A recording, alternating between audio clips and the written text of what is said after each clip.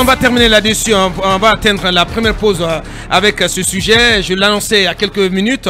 Tchalco, dans la région de Boké, donc à Bofa précisément, donc la compagnie minière annonce l'envoi en chômage technique de 806 employés. Oui, 806 employés à partir d'aujourd'hui, parce que la lettre que nous avons reçue parle d'une prise d'effet à partir du 23 octobre à 8 h. Aujourd'hui donc. Donc au moment où on parle, 806 employés de Tchalco sont en chômage technique. Ouais. 806. Et ces chômages techniques, pour l'instant, pour cette première phase, ils s'étendent sur 3 mois. Et d'ailleurs, la société prévient que c'est encore renouvelable.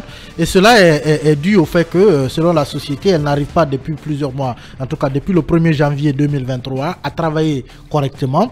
Elle aurait perdu au total 92 jours, dû donc au blocage des accès menant à ces installations par des jeunes de Bofa, et des jeunes qui, semble-t-il, manifestent pratiquement tous les jours et qui exigent de la société de reconduire donc le contrat d'un travaillé, le contrat à durée déterminé d'un travailleur. Donc un contrat qui est arrivé à terme, un contrat à durée déterminée qui est arrivé à terme et que la société donc a décidé de ne pas reconduire. Donc les jeunes manifestent tous les jours pour demander à ce que ce contrat donc soit reconduit. C'est le contrat d'un travailleur, selon en tout cas le communiqué qu'on a reçu, celui d'un travailleur. Et donc ces blocages ont coûté à la société 92 jours non travaillés et sur chaque jour, Tchalco prévient qu'elle perd 185 000 $ chaque jour de blocage. Ce qui fait que donc face à la situation, selon le communiqué, la situation dans laquelle elle se trouve aujourd'hui, elle ne peut pas continuer donc, à utiliser tout son personnel, tout l'effectif. À payer donc son effectif dans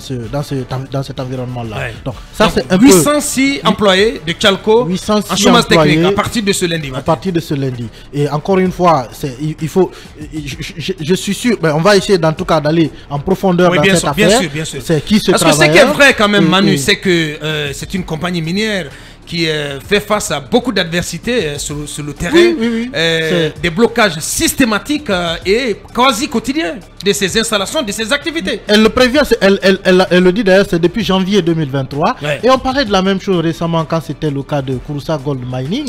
Et je pense que ce travailleur, il doit être très puissant. Il doit être quelqu'un de très puissant parce qu'on parle d'un travailleur qui a un contrat à durée déterminée. Qui arrive à terme. Donc voilà, qui est arrivé à terme en plus. Et on est prêt à sacrifier 806 emplois pour que son contrat soit renouvelé. En tout cas selon la société. Mais on va essayer d'aller en profondeur pour voir de qui il s'agit. Est-ce que les faits tels que présentés par la société sont vrais?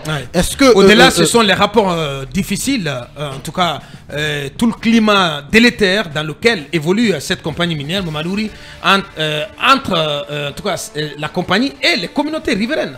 C'est très compliqué sur place à Bofa. Je pense que tout ça fait partie des indices du climat des affaires. Parce que si ce genre d'incidents se multiplient dans le domaine qui engrange plus de recettes pour l'État guinéen, notamment le domaine minier, des incidents où c'est des citoyens qui viennent s'en prendre ou empêcher ces entreprises de travailler, ça va négativement et durablement impacter le climat global des affaires. Parce qu'en ce moment, tous ceux qui sont candidats à l'investissement dans le secteur minier, vont se retenir. Parce qu'il et revient à l'État d'arrêter ce genre de choses. Absolument. Et il y a une question que Ouri avait soulevée tout à l'heure concernant donc le package des 20 milliards de dollars de la Chine.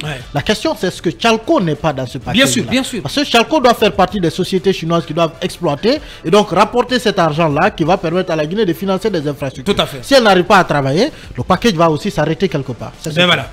Allez, c'est une actualité à laquelle on va continuer de s'intéresser. Pour l'heure, nous marquons la première grande pause dans cette émission.